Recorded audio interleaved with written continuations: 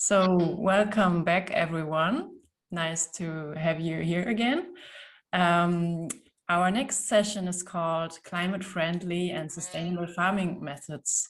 So this is very much linked to the capacity of our soils. And there is a saying, the nation that destroys its soil destroys itself. And yeah, this comes from Franklin Roosevelt, and I think it's no longer of national concern. We can stretch this to the whole world. And yeah, keep in mind that nearly half of the most productive soil, so the topsoil, has disappeared in the last 150 years. But fortunately, there are ways to overcome this soil depletion. And in this session, we will get to know and discuss the different approaches of, at first, biocyclic vegan farming, presented by Dr. Johannes Eisenbach. Then we will go on with living soil agriculture, explained by Gilles Domenech. He's a consultant and trainer at Jardino Sol Vivant. And in the last step, Marlène Vissac, accredited designer in applied permaculture, will give insight into regenerative agriculture. And I will also give you the chance to introduce yourself in a second. Just a short note to our attendees. Each presentation will take around 15 minutes, and we will step into the discussion after the 3 presentations have ended. So please be aware to use the Q&A tool at the bottom of your screen for any questions during the presentations or later on, as you like. And in case of any technical issues or other topics, you can use the chat function. And now I'm looking forward to hear the presentation from Dr. Johannes Eisenbach from Greece on biocyclic vegan agriculture and the biocyclic vegan standard. So, Mr. Eisenbach, the floor is yours. Thank you very much. And first of all, thank you very much for inviting me to this really, really important event.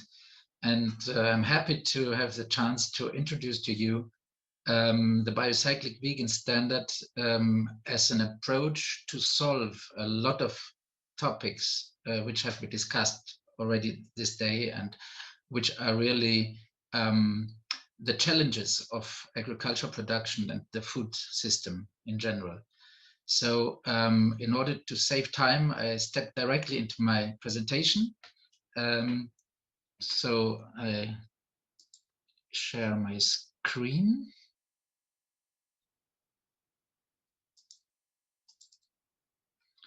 And I hope it will work now.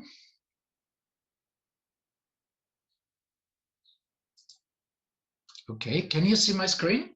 Yeah, it works. Okay, thank you very much. So,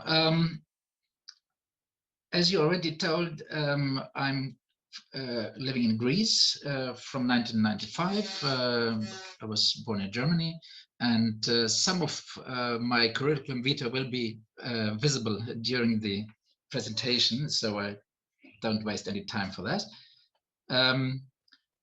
I wanted to introduce to you the biocyclic vegan standard, which is a global standalone standard which has been admitted by IFOAM, the International Foundation of Agricultural Organic Agricultural Movements, to the so-called family of standards. It is considered to be the only organic standard without animal husbandry and without inputs of animal origin. And when you have a look to this family of standards, you can see that almost all legal and private standards have been analyzed by IFOAM. There is a COROS method. This means Common Objectives and Requirements of Organic Standards. And in 2017, we have submitted the biocyclic vegan standard to this procedure, and IFOAM decided to put us on the global section, because this standard can be applied everywhere in the world, as we will see in the next pictures. May I just draw your attention to the fact that recently the bicyclic vegan agriculture has been mentioned by a study conducted by the German Advisory Council, Rethinking Land in the Anthropocene, from Separation to Integration. And there it has been acknowledged that biocyclic vegan farming is a climate-sensitive organic farm method. And this is just also the topic of our section today. I will prove this in the next slides. This is just to mention you that there is a very nice overview from www.ecolandbau.de, which shows the differences between the different organic standards which are applied mostly in Germany, and the EU standards. So if you want to have a look on that, you can write this web address. So what does bicyclic vegan mean? First of all, the word is derived from the Greek word for life, which means bios in Greek, and kyklos, cyclos, for cycle. And the word vegan, which is a quite new word, which has been created probably in the 1914s in the UK, and has now become available all over the world. So what we mean with this word biocyclic is a circular agriculture without the deviation through the stomach of an animal. We have been often asked the question that agriculture normally is considered to be a circle if it's an integration between plant production and animal production. And we try to show that this is just a deviation, this is just the exemption. It is not necessary to close cycles through the stomach of an animal. It is just more effective and even better to close it directly through plant-based agriculture. So biocyclic means also restoring and maintaining, excuse me for the mistake in the wording, healthy cycles of organic matter. For example, by leaving plant residues on the field. This is on an operational base, but we can also have a look on the local base, how to close circuits in agriculture by using compostable plant material from mixed cultures, pasture, and fallow land. This is what has been mentioned in the first section today. There was a question about how to use pastures and absolute green land, which could not be used by for the production of cereals or so. We consider these areas as a very valuable resource of plant material which can be composted and to be included into a humus cycle, into creating a broader base of organic matter in our soils. We can have also a look in the regional level in order to get back to the field organic matter which has been produced originally on the field by looking at the manufacturers of foods, for example, breweries or so. So we can, or here in Greece, we have olive mills where we collect leaves and olive cake in order to make compost out of it.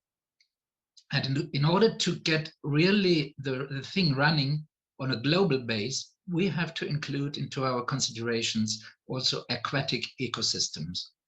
A lot of minerals which have been used for human food can be found in the oceans. And so we have to take this into consideration. For example, the algae, which can be collected easily on beaches or so, as the pictures below here, can be used for for producing humus and compost. So let me tell you what the adoption of the Biocyclic Vegan standards helps. It helps agriculture to become part of the solution mitigating climate change. And we all know, and it has been stressed in the morning, that agriculture is a polluter. Agriculture is one of the reasons for climate change, especially when we think about animal husbandry. So by reducing animal husbandry, we can really become a part of the solution. But it's not only this. We can save natural resources, because by not using arable land for the production of feed, we can use it for consumption, for human nutrition. By using more compost and by increasing the content of organic matter in the soil, we can reduce considerably the water consumption, not only through irrigation, but also in times of drought. By using a special type of organic matter, which is called humus soil, we can increase the groundwater quality, because humus soil does not leach any nutrients anymore. I will tell you a little bit later about this. We can, by using humus soil or other forms of humus and organic matter, we increase sustainable soil fertility. In the framework of the Biocyclic Vegan Standard, we also try to enhance biodiversity, and this is measured by an index which is called Biocyclic Operation Index. This is prior to a certification procedure, prior to the control. First of all, we have to evaluate this index. Biocyclic vegan agriculture means also respect towards animal rights and towards animal welfare. And of course, by promoting the biocyclic vegan principles in agricultural production, indirectly or directly, we promote the benefits of plant-based nutrition of humans. There are 9 key points of the Biocyclic Vegan Standard. The entire operation must be organic or Biocyclic Vegan certified. So there can not be a combination of non-organic and organic. Of course, no animal husbandry for slaughtering and other commercial reasons are allowed. There may be animals on a biocyclic vegan farm, but in a very limited number and not for the purposes I just told you. No fertilizers or oil inputs of animal origin have to be used. I told you already about the evaluation of the biodiversity index, BOI. We have in place a traceability system from a single plot to a specific lot through the Ariadne P number traceability system, which has to be applied by every processor or a pack house, or which is handling biocyclic vegan certified products. There is a year-round technical support to growers granted by local organizations promoting biocyclic vegan agriculture. I will show you some pictures afterwards. And there is always a selection of plots without contamination risk. So some plots which cannot be protected against contamination risks from conventional agriculture may have to be excluded from the possibility to market them as biocyclic vegan. Of course, social responsibility throughout the value-added chain is a precondition for being certified, and the soil improvement through systematic use of compost and biocyclic humus soil is one of the key turning point in biocyclic vegan agriculture. There are a lot of labels for declaring the characteristics of an organic product, and also a lot of labels which declare that it is a vegan product. There is no label which can state that it is controlling or giving a guarantee that a vegan product is also produced in its raw materials, in its ingredients, vegan. And this is the gap which fills the Bicyclic vegan standard, and which is the only standard which declares that really from the seed, from the bottom until the table, the vegan principles have been fulfilled throughout the whole chain. The idea of circular agriculture, as I mentioned before, is not a new one. It's something very famous researchers and agriculturists have been dealing with. And just mention some names: Albrecht Thaer, Justus von Liebig. So Albert Hauer, compost is the remedy against foot and mouth disease, and with some yes, and you see also Hans-Peter Rusch, who is considered to be the founder of Bioland. Bioland, the big association in Germany, has given emphasis on the circulation of organic matter. And we come now to Adolf Hobbes, who has always been talking about the restoring and maintaining natural cycles, and therefore is considered to be the father of the Bicyclic vegan idea now in the newest time. So just to give you an impression about how the Bicyclic vegan standard developed throughout the years, we considered a starting point 1953, when Adolf Hobbes had his farm in northern Germany, Lüneburger Heide, and founded an association, Gesellschaft für naturgesetzliche Lebenskreisläufe. Some decades later, when I got to know him personally, we have born the idea of the Biocyclic idea, the term of Biocyclic idea. As I told you at the beginning, from 1995, I'm living in Greece, so we had the chance to see how the Biocyclic idea can be implemented in another climate than in German. So we made first trials in cooperation with the Olive and Vegetable Cultivation Research Institute, a branch of the National Agricultural Research Foundation in Athens, based here in Kalamata, where I am now. Some years later, the first edition of the Biocyclic Cultivation Guidelines, as they have been called, was edited.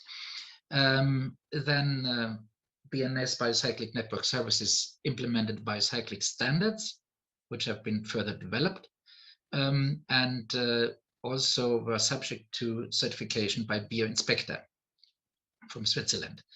Then in 2015, there took place a connection to vegan stakeholder organizations and researchers, the so-called Berlin Initiative, which led finally to the Biocyclic vegan standard as we have it now, which has been admitted to the IFOAM family of standards. And in 2019, the Adolf Hobbes Gesellschaft, which is an acknowledgement to the life work of Adolf Hobbes, the name of this organization, it's a non-for-profit organization, is the coordinator of all activities related to Biocyclic vegan farming internationally. This is the existing system of certification, which has been, which CERES as a certification organization based in Germany conducts on behalf of Adolf Hobbes Gesellschaft. So every operator is controlled by CERES itself or by a local certification body, which can be accredited by as an official body, as it is here in Europe. On the other hand, the Biocyclic vegan standard is a private standard, and it's not obligatory to be subject of legislation as it is here in Europe. This can be applied maybe in other parts of the world. So the operator, which is handed out the certificate after the control, is member of a national or regional bicyclic vegan member organization, which offers technical support and seminars. Also, the training of inspectors is done by BNS, which is located in Cyprus. It is the right column here, and the left column here is the legal one for the use of the Biocyclic Vegan quality label. So every operator who uses this label for the marketing has to sign an agreement, a label user agreement, and the funds which can be collected by this are distributed by Adolf Fuchs Gesellschaft to the local and regional member organizations or to research organizations in order to promote and to enhance and to financially to support local efforts, initiatives, and research. Biocyclic vegan agriculture takes already place in Germany, France, the Netherlands, Greece, with quite a number of producers already, Cyprus, in Hungary, Italy, Switzerland, and very soon also in Austria, Brazil. There are connections also to South Africa, Canada, the US, and Nigeria.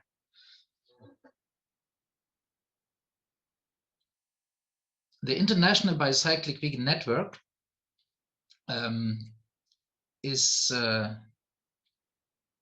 consists of the local organizations I mentioned before. In Germany, it's the Förderkreis Biozyklisch-Veganer Anbau, which is for the German-speaking countries. In France, we have the Réseau Agriculture Bicyclique-Végétalienne for the French-speaking countries. In Switzerland, probably there will be another organization organized by Swissvec. In the Netherlands and in the Dutch-speaking part of Belgium, we have the network. Okay, this is not easy to pronounce, so it's the Dutch network of Biocyclic Vegan Farming. In Greece, we have the Pan-Hellenic Biocyclic Vegan Network, Pan-Hellenic because it's consists of Greek and Cyprus producers. And very recently, also in Sweden, there has been set up an organization for biocyclic vegan agriculture. These are the main sources of information and the main websites. The general website for the International Biocyclic Vegan Network is biocyclicvegan.org. In Germany, it's biozyklisch-vegan.org, and in France and for the Greek situation is the biocyclicnetwork.net. In the German Förderkreis Biozyklisch-Veganer Anbau, what I already told you is that there is a technical support, there are seminars, and the green list, which is the list of allowed inputs which are allowed in biocyclic vegan agriculture. Let me just give a very short insight into the topic of humus soil, which is something which makes really biocyclic vegan farming something which can really help to cope with topics of climate change. There are very, very different parts of different types of organic matter which can be used in agriculture. We have always to bear in mind that CO2 is in the plant in the form of carbon in several forms of carbon. And when a plant is degraded, the composition of carbon in this material is changing. And normally we use humus as a substrate, which is just the beginning of this process. So most of the composts which are used in agriculture are in this area. I don't know if you see my mouse here around this area in the middle. Very seldom we have high quality composts, which can be used also in vegetable growing, and which is almost unknown is that there is an other stage of ripeness where we do not only have a nutritional stabilization, but also a stabilization of the carbon which is bound in the material. And humus soil has been proven a material which is full of nutritional elements, but does not, these animals are not anymore water soluble. And this changes the whole range of applications which can be done. There has been done research in Athens 2 years ago with sweet potatoes and industrial tomatoes, which has been proven, which has shown that the yields which can be obtained from fields which have been fertilized exclusively with humus soil can be up to 2 or 3 times higher than conventional. So this is something we have to consider, that by adopting plant-based agriculture, biocyclic vegan methods, we can even increase yields. We can even secure the world food security, to improve world food security. Excuse me for this slide, which has not been translated into English, but I just told you about that. This is an analysis. And now I just want to, because I think the time is over, I just want to show you some pictures from the practical part of biocyclic vegan agriculture. This is Hokkaido plantation in Kalamata. This is a windrow of humus soil planted by several vegetables. Here in Kalamata, we have a compost plant where we produce compost, and then the next step is humus soil. And in this process, we start to plant the material with vegetables. For example, here we had red beets on these windrows. The yield is tremendously high, and some other applications here in northern Greece and Macedonia. This is another picture from Kalamata, and the white bags are full of humus soil ready to be shipped, which is not our aim to ship humus soil. Our aim is to introduce compostation as a part of agricultural activity by the producers themselves, or at least to develop a local network of compost plants which can deliver compost to the producers very close. This is a picture of the producing method when it is still not humus soil, but compost. When it is humus soil, we can use the material for seedlings, for fertilizing trees, for fertilizing vegetables, because there is no water-soluble nutritional element inside, but they are very, very easily absorbable. We can, as you can see here from a salad, it can be used at every stage of the cultivation. Of course, this is a salad I just collected 2 days before. It's 1.2 kilogram, just grown on humus soil, just to give you an impression what can be done. Somewhere there's my key of the car, just to give you an impression of the size of the leaves. Some pictures of our seminary activities. This is a seminar in Germany with an on-farm part and a theoretical part where we have been elaborating the key points of the Biocyclic Vegan standard. This was the producer on his side took place the seminar.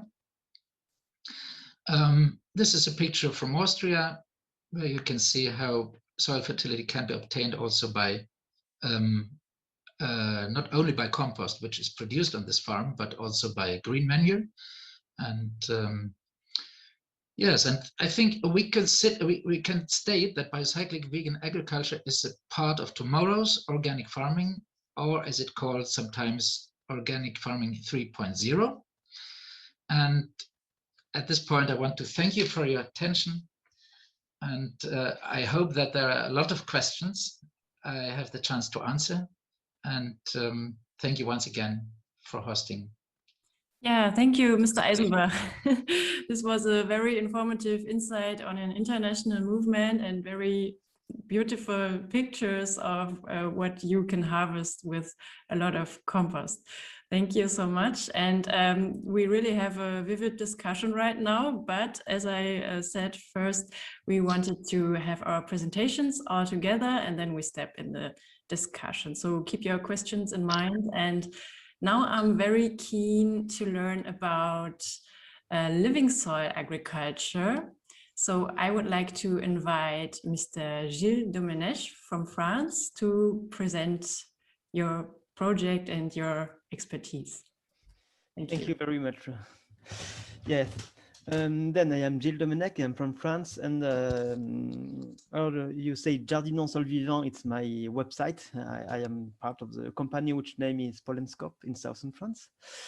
And I am presenting, I have no PowerPoint, but I will share my screen with a mind map, the mind map of my, it's a little different. So I will mostly talk to you about market gardening. I could say the exact same about gardening, about private gardening, but I will mostly focus on market gardening because it's the agricultural scale. Then I'm working since 2012 on the network, which name is in French is Maraîchage sur sol vivant, which could be translated by something like market gardening on living soils. And the idea was to develop a network of reduced tillage market gardening. The constatation was that at this time, we had a lot of data and a lot of networks about reduced tillage or no-till in cereal cropping, and it was mostly non-organic agriculture. And we wanted to develop something about market gardening because we had a few farmers. We were already doing that, but there were no network, no coordination between all those farmers. Then we started to develop that in 2012, and it met a very great success. A lot of farmers were interested by that. Then, what are the practices we can implement in this approach? But then before talking about the practices, I can say that most of this network is organic. In fact, it's not an obligation. I think we can be in soil living gardening even if you are not organic. But the fact is that nearly everyone in this network is organic. The first idea is a reduced tillage. Alors, the reduced tillage, no-till is not a religion. I prefer saying it first because some people say, well, yes, but tillage is useful. Yes, that's completely right. Tillage is useful. It's useful for the aeration of soil, for the structure, for seed beds, for weeding, for the mineralization of organic matter, for nitrate liberation, and so on. And lots of other roles of tillage are identified. We do agriculture since maybe 10,000 years, and we till the soil for 10,000 years, and we can see that it can work, but there are also problems with that. First, it necessitates energy. It can be the energy of the workers, but also fossil fuels today. Because tillage needs lots of fossil fuels. And also, mostly when it's mechanically done, we can see that tillage can degrade soils. And degrade soils, for instance, by lowering the organic matter content in the topsoil. I insist in the notion of topsoil because in the lower level, lower layers of soil, it's not true. But in the topsoil, it can reduce the organic matter content. It can degrade the structure. It may be a paradox because we till the soils to improve the structure, to improve the aeration, but we can have problem because you have negative impact on some living organism, mostly microorganism, which helps to have a good structure. Then at the end, structure can be degraded by soil tillage. And at the end, it can lead to erosion, which is the death of the soil, destruction of soil. Then we have to till the soil, but mechanical tools had to be replaced by biological tools, such as improvement of soil biological activities. And in these biological activities, we can of course have earthworms. When I talk about earthworms, I talk about anessing ones, not compost ones. Compost ones do not do that work, but earthworms can really help to structure the soil, to make the aeration, to improve exchange of air and water into the soil and to the plant and to the atmosphere. We can really, it really helps the functionment of the soil. We can have microbes like bacteria and fungi and some are symbiotics like the mycorrhizas, which are symbiotics with the plants. In tropical areas, you can have termites and so on. We can big loads of organisms. We will help the farmer to have a good structure and a good soil quality. The plant foods can help us as well as the crops ones or cover crops. Or when I say cover crops, it can be considered as a synonym of green manure.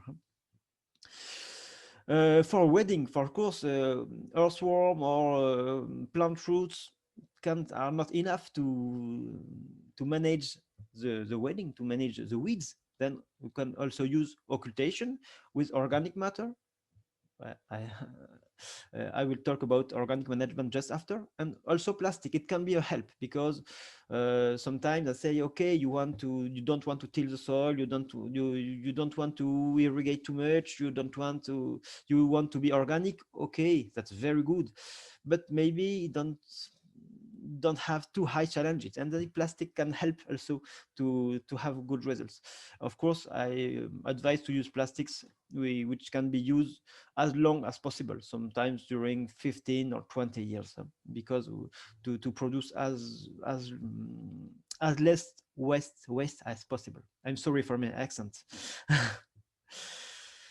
The second point is the organic management, which is useful for the mulching, the occultation to weed, what we've just talked about, the soil amendment to improve the soil qualities, and also by improving the soil activities, which will eat this organic matter, and also the fertilization. We can have we talked about compost in the previous talk, and we can take about different organic matter which are able to fertilize, like it can be through farmyard manures and so on.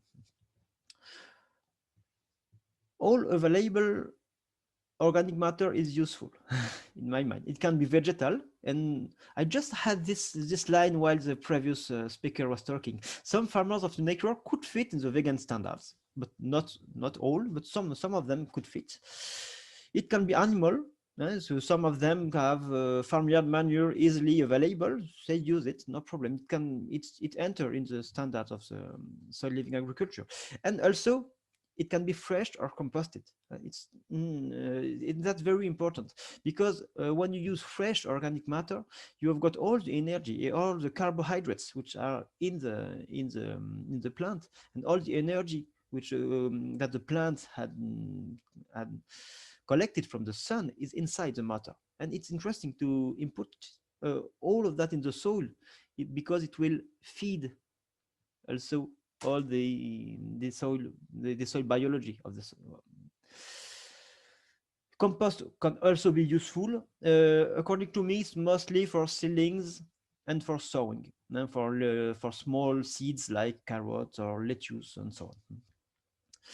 The problem of that it necessitates high inputs from other parts of the country to the to the field, and that's a problem.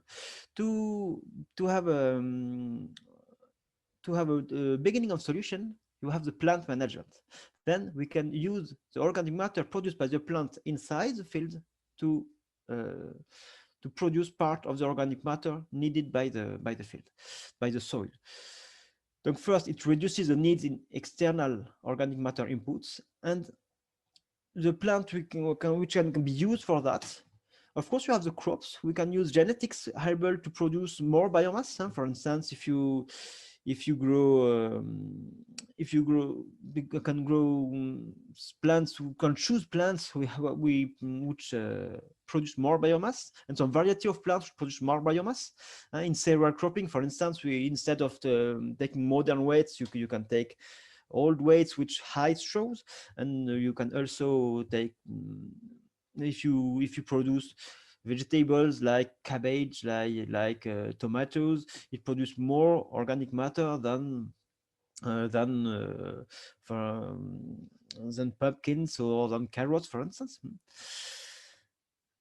You have the cover crops, of course, or the green manure. It's very important because vegetables are very limited in biomass production, and we have to produce lettuce, we have to produce carrots, we have to produce radish, which are very low in biomass restitution. Then we have to use cover crops, and we also can use trees, and I think that is the topic of agroforestry. I don't enter in it. And also weeds. I know farmers who use the weeds in their farm to manage fertility. I don't go more into detail because I have no time here to do it. The advantage of those cropping systems is higher soil fertility. On the organic point of view, we can improve organic matter content in the topsoil. I insist on it. In the bottom soil, it's not true. It's not true. In bottom soil, you may lose organic matter, and that's why no-till doesn't necessarily improve the organic matter content in all the soil, but in the topsoil it's better, and that's better for soil structure and soil biological activity. Donc, of course, you improve structure and you improve biological activities. All of the three topics are linked. You reduce also water supply, but it depends of climate, and I prefer being prudent because we don't have scientific data on this. It's more farmers observe it, but we don't have scientific data on it. The labor input, we can reduce the labor in the summer. Less work in the summer because you have less irrigation and less weeding because of the mulches, but or the cover crops. The mulch inputted or the mulch done by the cover crops. But you can have less in the summer, but in the spring it's not very true.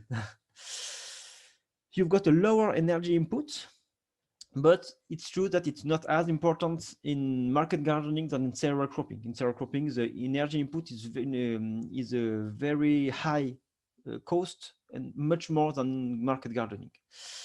And we observed also, there is no scientific data also on that, but it's observed by the farmers, reducing of some disease, and mostly root disease, like for instance, those one, like the club root, which is a disease of the cabbages, or I don't know the English name of this one.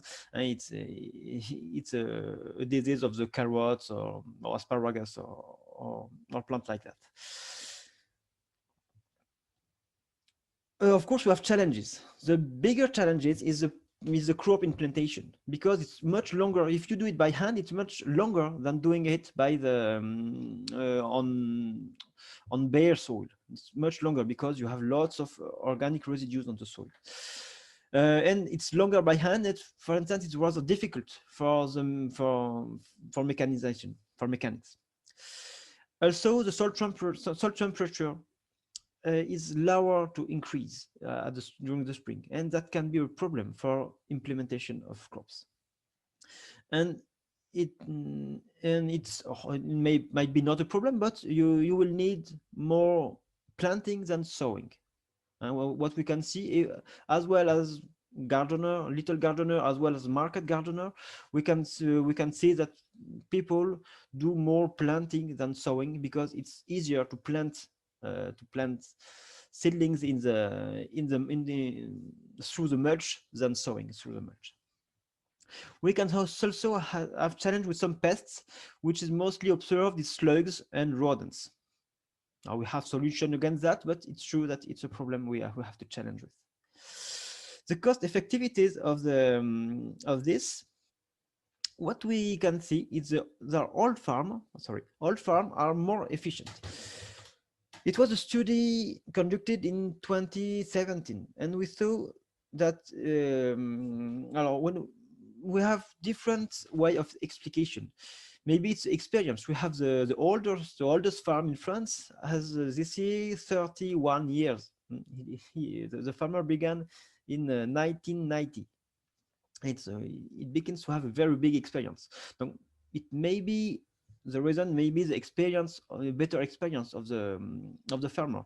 It might be also a question of organic matter content. If you begin on a soil, very degraded soil with low organic matter content, it might be more difficult to have high yields with this kind of practice. But it's possible, but maybe you have to fertilize more, you have to do things different. I think that this observation will be less and less true with the time, because today young farmers, newcomer in the farm, can much more easily find information than 10 years ago or 20 years ago. And even 10 years ago, there was no network, there was no training, there was no information on internet, and today it's much easier to find. Then I think that this observation will be less and less true in the future. And what we see is we can have farmers who live who earn their life quite well with with implementing those practices.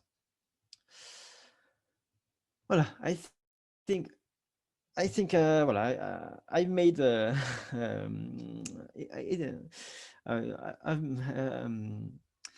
I finished my mind map. I can show you the full map. Maybe I will share it with the organization. I don't know. Yeah. If it's possible. And voilà. And then I thank you for I thank you to have invited me, and maybe I will see your question. Yeah, thank you so much, Gilles. That was a very nice way of presenting a network. I think this is exactly what we are looking for. So we are very glad if we receive your presentation. Thank you. Yes, so right now we had a lot of information, and I think we will receive another insight from Marlène Vissac right now, and I'm very keen to listen to your experience. Hi everybody, I'm Marlène Vissac. I'm French too. I will share my screen now and introduce myself and the projects and how I'm involving in that topics that we are talking today and since a while now. So I'm a French woman who started to work all over the world in 2010. Why? Because I'm a grandchild of paysans, as we say in France, like small farmers, where the house was quite less autonomous to produce his own food. And I was curious to see how the country in Europe and in other parts of the world are still living in that way. and to, let's say, harvest knowledges and techniques from that kind of country and peoples too.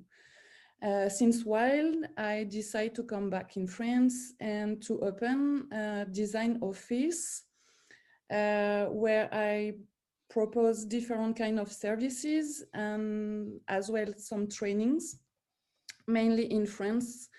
That's it. So the website and the design office, his name is Phacelia, as famous plant, let's say. So I try to be short, so in synthetics. My two specialties, let's say, it's permaculture and keyline design. I used to be a farmer too for many years right now, and I quit because of health issues.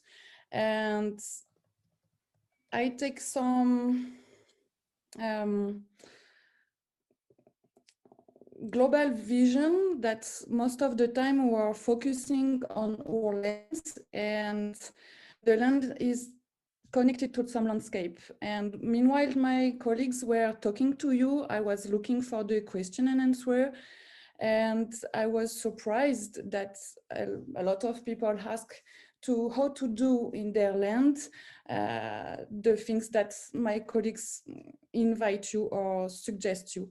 The point is, most of the time when we are looking to the land, we don't have anything or a lot of things to do to improve, and it's hardly to start by first, for example, planting trees and waiting the trees that grow to get the biomass or the resources.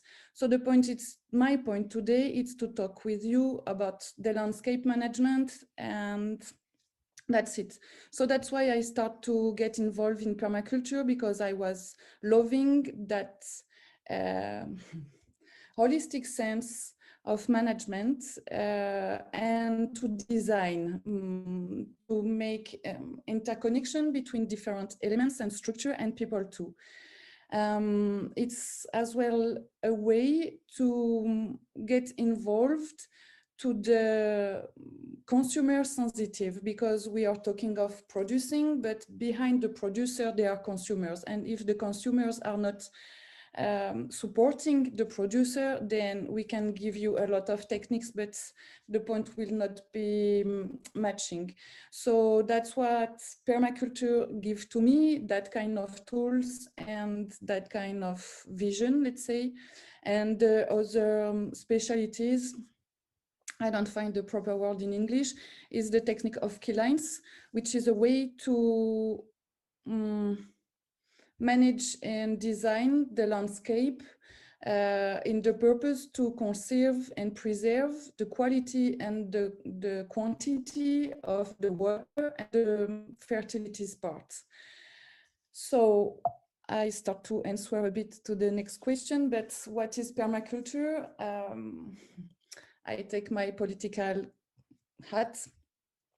I had enough to hear that it's a garden techniques, which is not at all.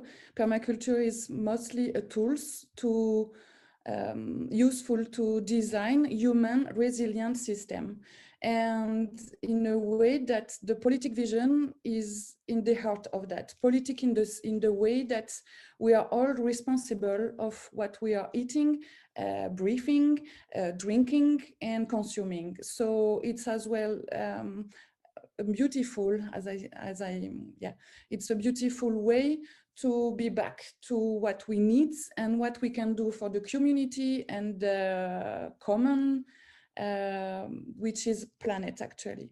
And the keyline is mostly techniques from topography and hydrology knowledges in the purpose to manage landscape, as I said, to preserve water and pieces of fertility, as well to improve the utilization of energy as water, wind, accesses, etc., etc.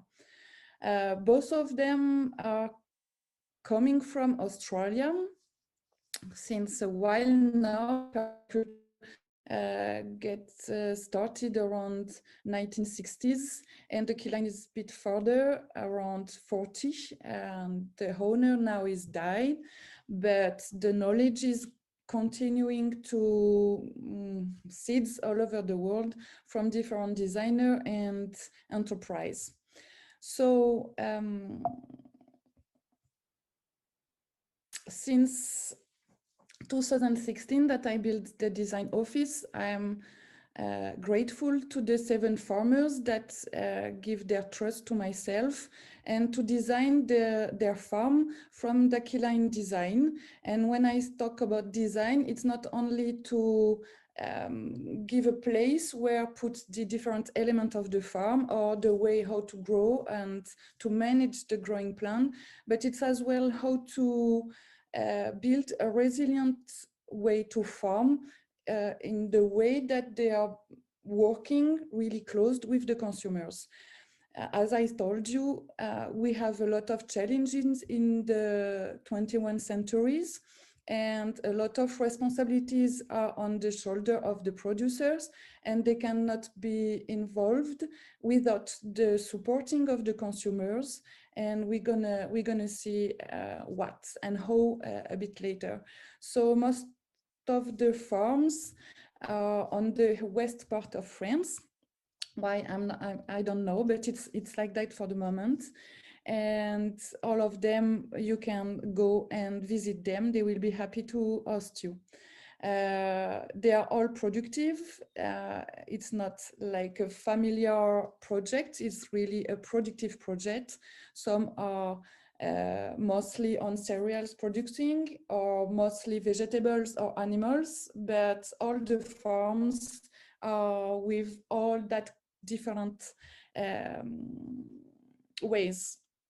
Vegetables without animals cannot fix anymore, my point of view.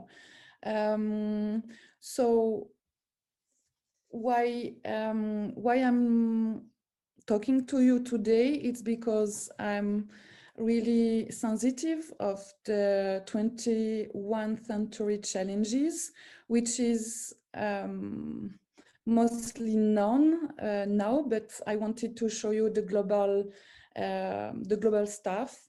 So one of the most important, I think, it's the carbon sequestration.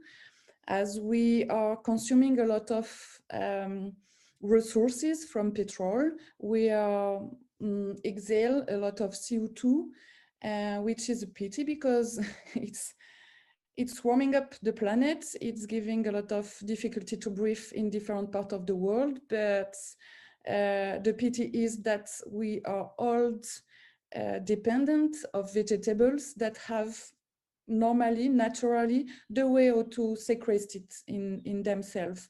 So one of the challenge is to bring back carbon in our lands, in our farm, and in our soil, mostly in our soil where the carbon belongs. Then another challenge is the soil and landscape improvements through diversity. We are losing a lot of diversity, and it becomes, as Gilles Domenech told us, that there are some parasites and some pests that coming in the lands.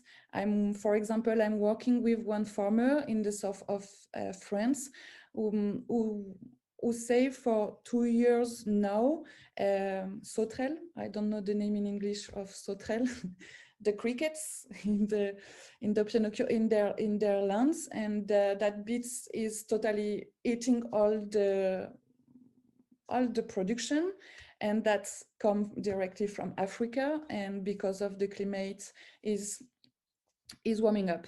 So if we don't work with the improvement of the diversity, we will have a lot of difficulties to regulate that kind of events, which is for the moment super punctual, but it risks to become like of the daily task. So if we look and consider our landscape as an ecosystem, or a lot of ecosystems, we have to give them a place in our landscape and a place in our farm. Then, and you will see that everything is connected between each other. Then we have the responsibility, my point of view, to preserve the quality of the water and the air, which are the common planetary of all life living on Earth.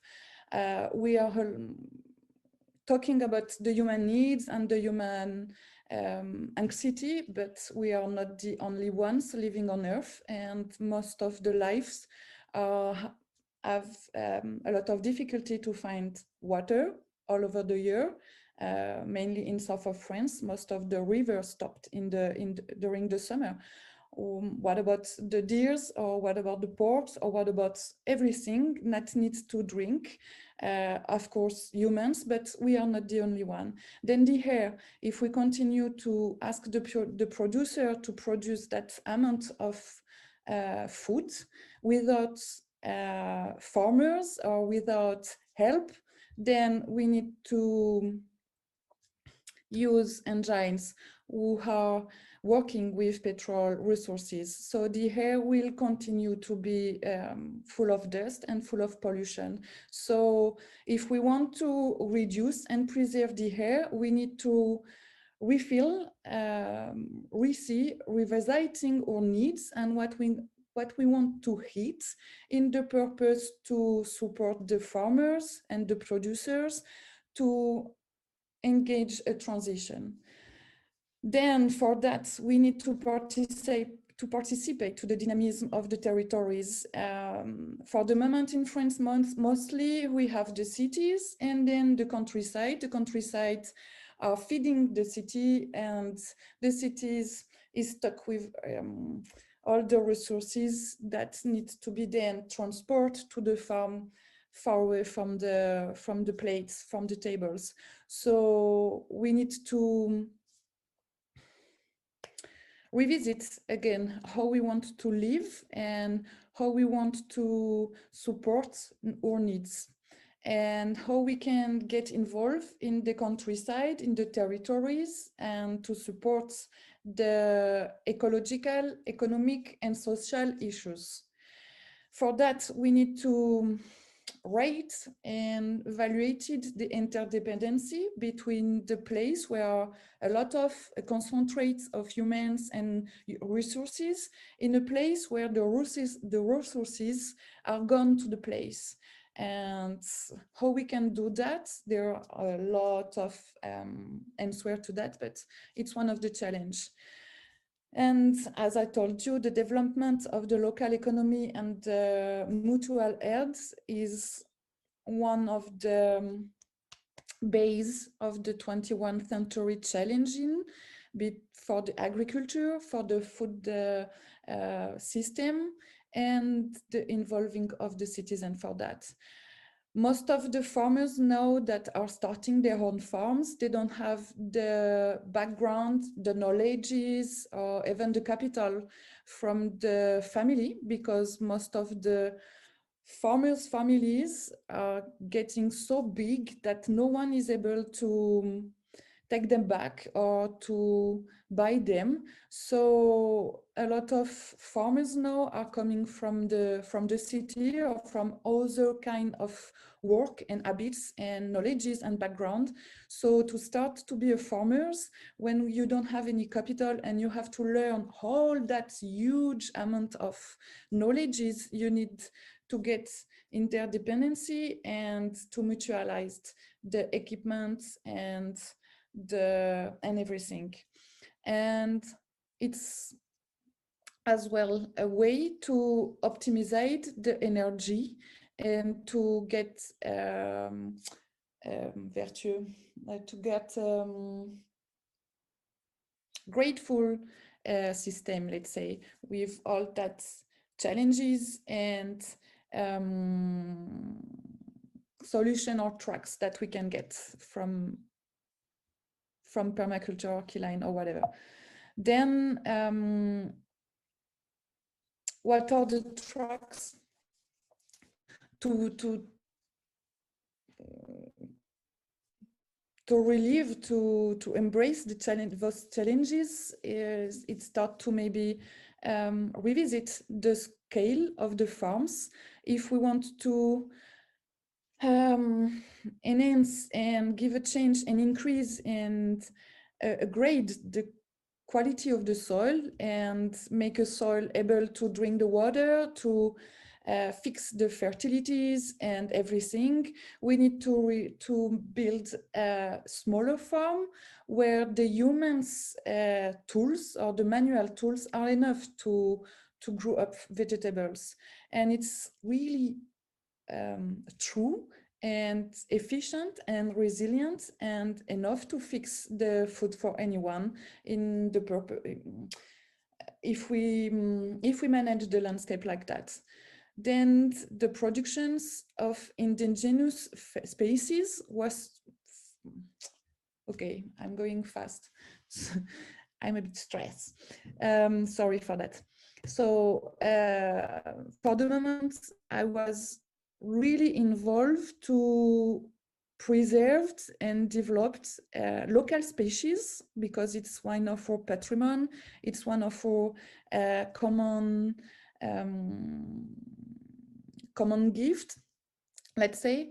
But more and more, when I'm looking to the climate change, the temperature that gets higher and the water which is getting less and less every year, I'm as well looking to improve perennials and acclimated new species, not new because they came from laboratory. It's not my point at all, but it's to start to acclimate culture that came from the South Europa, for example, because we are going in really hot and dry summer that, for example, trees, apple trees or pear trees will not support that longer that they used to do. So production of indigenous species and as well acclimated species coming from south of Europa with intelligence and with careness, because some of them could be invasive. So we have to use our sense, your instinct, and our brain too. We can't protect the soil. I write it earth protection because actually it's all about that. We used to take a lot of from the earth, and what about to give back now and give back in the purpose to feed our soil. And when the soil is fed, the culture are fed, but it's as well all the earth and all the component of the earth from the soil to the top of the air. It's we need as well to get involved in the politics, in the local and territories politics to improve the management of the resources in the way that they can be sharing, equitable. Last week, I was on a technique visit in a farm in the Grand East of France, and the guy is gardening vegetables, and he needs to storage a huge amount of water that if we want to storage that, it doesn't have any more place on his land, on his plot to cultivate it. So the point is, how are we going to do to continue to irrigate with less water when we need in the summer if we don't improve the quality of the soil, and if we don't protect the earth, and if we don't manage equitably the resources that are present in our landscape. For that, we have now a lot of techniques and a lot of knowledges. It's all about volunteer and maybe an impulsion from the politics too. Yeah, thank you, Marlène. I'm sorry to interrupt. We want to step in the discussion so that we can also hear from our participants what they think about it. So I would ask you maybe to come to an end within the next minute. Would that be possible? Okay. Or 2 minutes maximum? Great, thank you. And so for finish it, we need to as well have a balance between our needs and our use as well in the alternative energy, and not about the solar one, but maybe the low tech, and maybe if we and for sure if we selected and give a transition to our way of producing, we could improve and optimize the energy that we need. And as well, as I told you, the producer without consumer are not living anymore. So we need as well to get involved in the small scale market system, and to find a way to make a bridge between the human concentration that are the cities and the countryside where are the producers. So that's it. Thank you so much for your commitment and your engagement in this topic. And yeah, we heard very much interesting input, and I see we also got a lot of questions that are mainly referring to the topic of organic matter and compost. And so I would like to start to ask the first question, and maybe if Anne Bauer, if you are still there and you would like to ask your question in person, you could raise your hand, and then I can give you access to the panel so you can ask directly. Otherwise, I will just read it out. So Anne asked, I'm in favor for the plant-based agriculture. However, I would contest that without the deviation through the stomach of an animal's falls short of describing the reality of plant-based agriculture and the importance of animals in the process, such as worms in the process of composting. I think it's important to maintain the positive perspective of the role of animals in agricultural processes, while at the same time critically reflecting on animal husbandry and confinement and aiming to cooperate with animals rather than using them. I'd be interested to hear your thoughts on that. So maybe. Yes, maybe. Yes, I'm rather right. I agree with what you say there, because I can see here in the mountain of Central Mountain in France, lots of soil are not able to be cropped for cereals or market gardening. It's true that we could use more soils than we do for that. More pasture, lots of pasture could be transformed, but some other cannot be transformed. And also I can see that in the areas in which cattle has been preserved, we have much more hedges, much more trees, much more traditional agroforestry than in region in which which are specialized in cereal or market gardening. And that's one of the reasons of which I'm not against animal organic matter, and I think it can be used if available locally. It can be used in the system. But it's true that if we have also, if we can use fresh vegetal organic matter, it can also be very interesting, of course.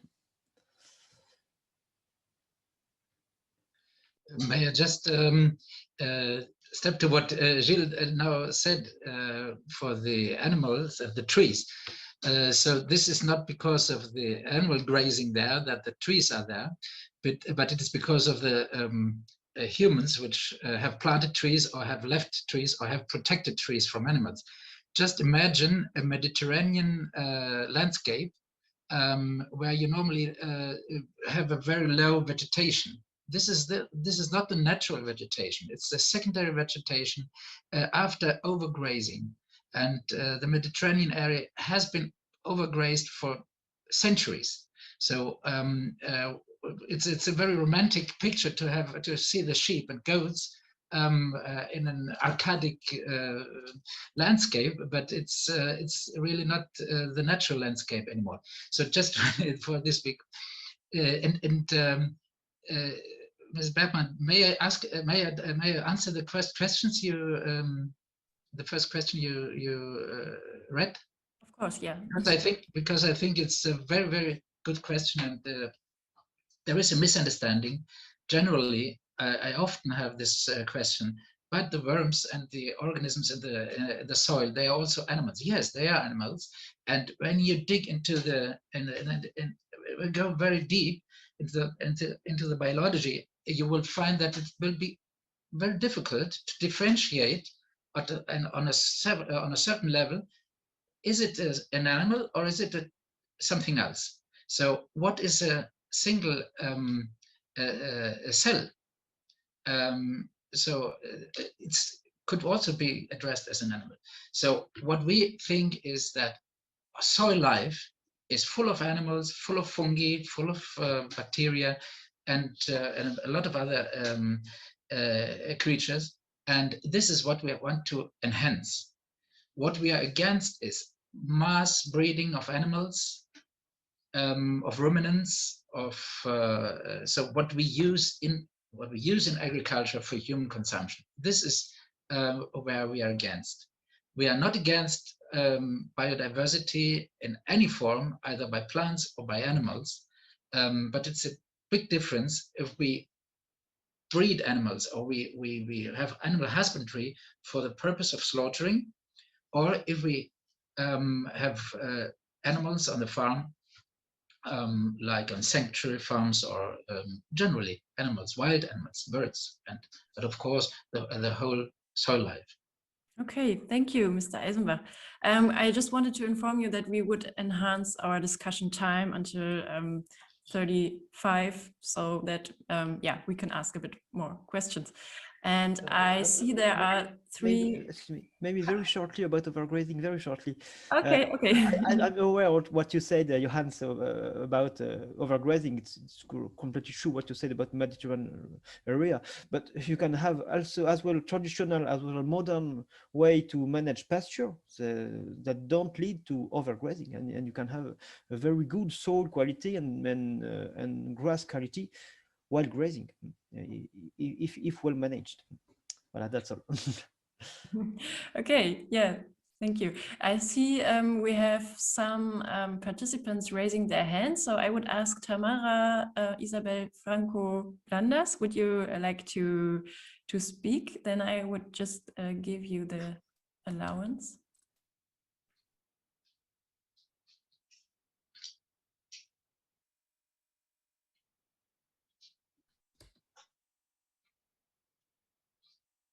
Maybe she doesn't have her microphone on. Yeah, so if you would like to speak, you just put on your microphone on the left in the bottom. You also can press the space bar to switch on the microphone. Okay, maybe it was a mistake. Then I see Enno Sonntag. I would give you the allowance to speak.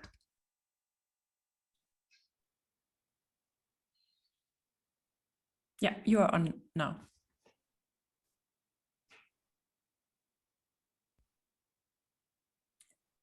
We cannot hear you.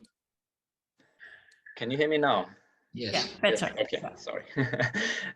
Yes, my question is towards Dr. Eisenbach. I would like to ask you to elaborate a little bit on the difference in quality between regular compost and the humus soil that you mentioned. Like, what are the chemical characteristics, the microbial characteristics that differentiate it from a ripe compost?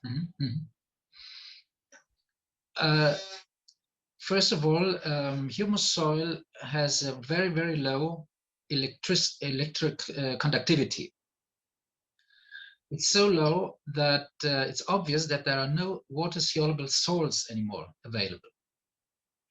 On the other hand, one could consider that the reason is that the nutritional elements which can be detected in humus soil in a very high percentage already are bound in an organic way, which is not available for the plants since it is not a salt. The opposite is the case because the measurements show that there is a very, very high cation exchange rate, which is an indicator of the availability of nutrients in a substrate or a fertilizer. This I can give you some analysis afterwards maybe. This exchange rate is as high as a normal fertilizer.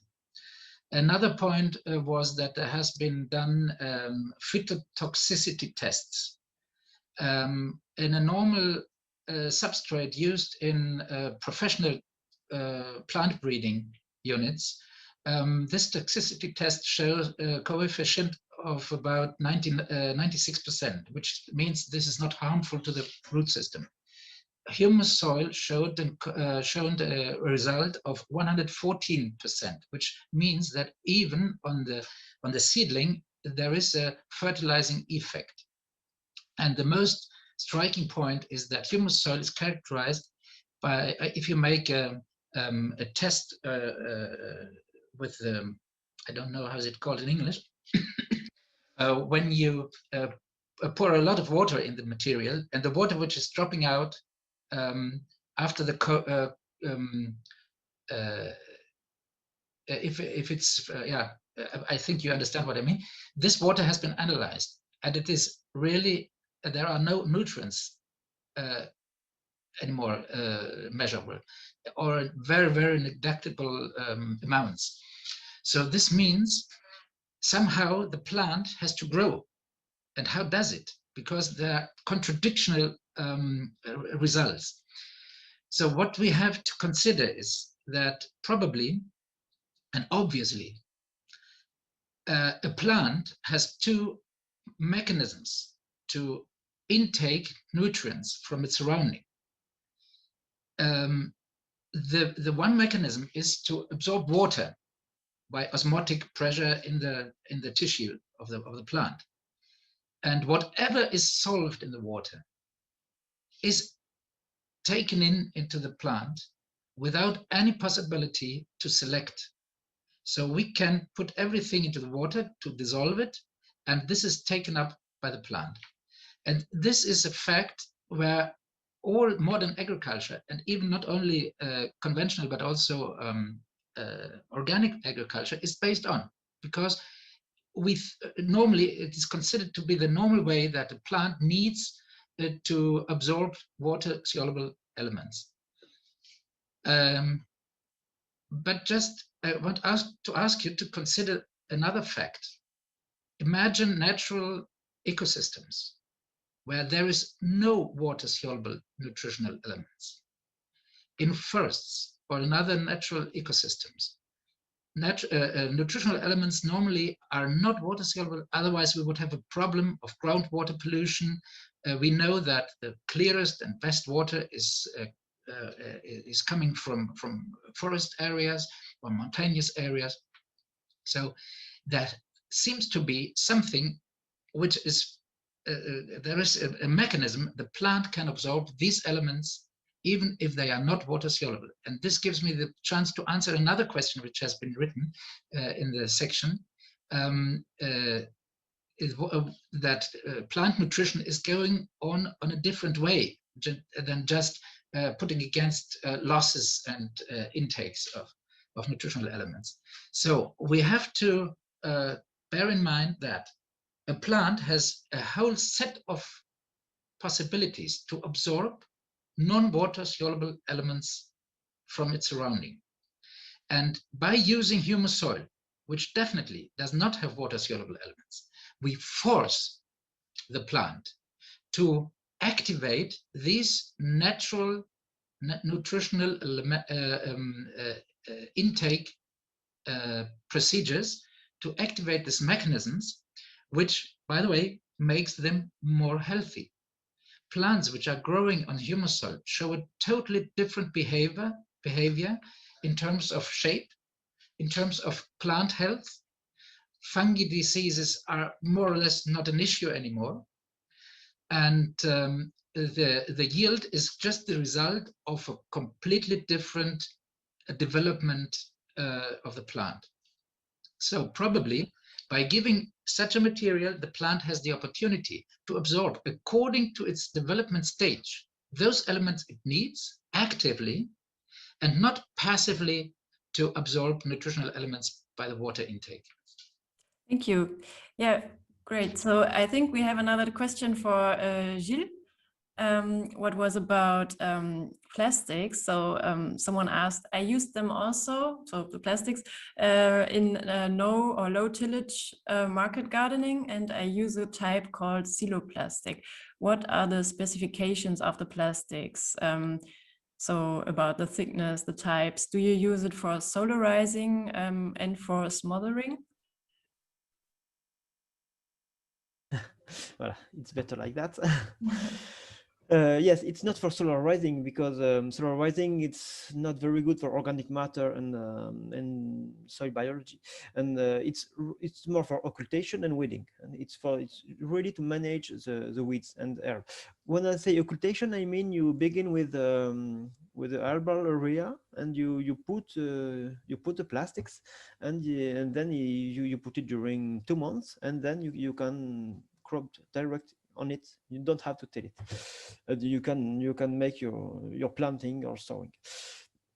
You can also let the plastic and plant through the plastic, but it should be as thick as possible to be as solid as possible, and to because we have to keep it the more time, a long time, because if you have to change the plastic every year, it's not environmentally friendly. Yeah, you have to keep it at least 5 years or 10 or 15 years if possible, and then you have to have thick plastics, maybe at least 150 micrometers at least. Okay, thank you.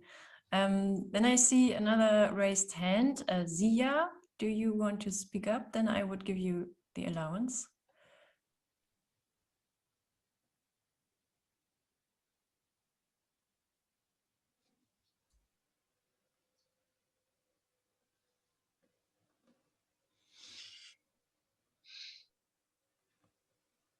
Okay, maybe this was a mistake. Then I Maybe see... we should show people how to activate a microphone. Probably it's not... Okay, so Zia, if you would like to speak, on the bottom of your window on the left side, you see the microphone. So if you like, you can switch it on and ask your question.